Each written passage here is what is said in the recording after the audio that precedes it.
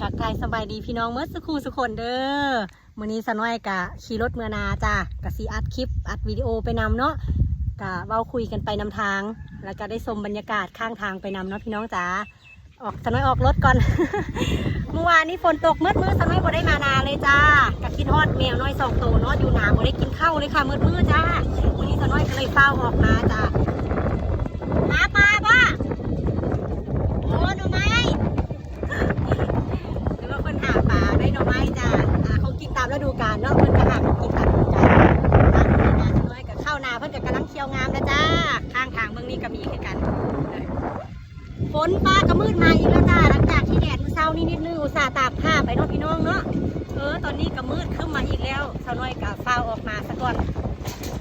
เพราะว่าคิดฮอดแมวน้อย2 ตัวย่านเพิ่นบ่ได้กินข้าวจ้าพี่น้องเมื่อวานนี้บ่ได้กิน2 มื้อเราจะสิพากันอยู่ใส่เนาะฝนตกมืดก็คือสิพากันนอนอยู่เทิงเถียงแต่ก็สิหิวจักหน่อยเลย เพราะว่าแม่บ่ได้เอาเข้ามาส่งขี่รถมาเว้าไปนำกับเสียงดังจักหน่อยเนาะสำหรับก็ขอโทษขออภัยน้ำพี่น้ำน้องด้วยจ้าเสียงก็สิดังจักหน่อยเนาะทางเมื่อนาเฮากะสิยากจักหน่อยช่วงนี้ฤดูฝน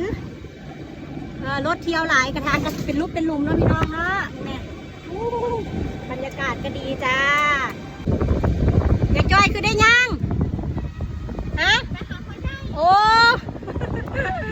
ทางเมื่อนะพ่อผู้พ่อคนก็เลยได้ถามกันเนาะพี่น้องเนาะตามบ้านนอกบ้านนาเฮานี่แหละจ้าบ้านนอกบ้านนาเฮาคนผ่านทางก็ได้เว้าได้คุยกันกับมืดมาคักเลยค่ะแต่ในโทรศัพท์ก็สิบ่เห็นคักปานใดเนาะในกล้องน่ะเนาะพี่น้องเนาะแต่ว่าตอนนี้มืดมาคัก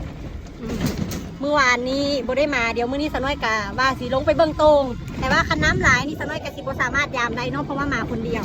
เมื่อวานนี้ตกมืดเม้นนี่คิดว่าน้ำคือสิหลายเดี๋ยวจักหน่อยไปฮอดนาจักหน่อยเอาคงอยู่คงกินให้แมวแล้วสน้อยสิพาลงไปเบิ่งโตงอีกเด้อจ้ามื้อนี้นะว่าเฮาสิหมานยังแน่ช่วงนี้สน้อยกะสิพายามโตงอยู่เรื่อยๆเนาะในแต่ละมื้อเพราะว่ามันเป็นฤดูฝนฤดูปลาฤดูกุ้งหอยปูปลาเนาะพี่น้องเนาะปีนี้เนาะฝนดีปลาหลายจ้าปีนี้นะช่วงนี้กะสิได้กินมกปลาแกงปลาอยู่ตลอด พาพี่พาน้องกินแต่ปูแต่ปลาเนาะกินแต่พักแต่หญ้าจ้าของอยู่ของกินตามธรรมชาติบ้านเฮานี่แหละพี่น้องกินแล้วกะอายุกะสิยืนน้ำเป็นบอกผู้เฒ่าผู้แก่ปู่ย่าตายายเฮาที่เพิ่นยังยืนอยู่70-80 ปีแล้วเพิ่นก็ยังยืนอยู่เนาะเพราะเพิ่นกินของอยู่ของกินธรรมชาติโอเคตอนนี้ก็มาฮอดทางลงนาแล้วจ้ะสน้อยกะสิขับยากจังน้อยสน้อยสิจบคลิปไว้สำนี้เด้อเดี๋ยวพ่อกันใหม่ตอนสน้อยพาไปยามตรงมาเบิ่งกันว่ามื้อนี้สน้อยสิมานหยังขอบคุณสำหรับการติดตามรับชมเด้อเป็นกำลังใจให้กันจ้า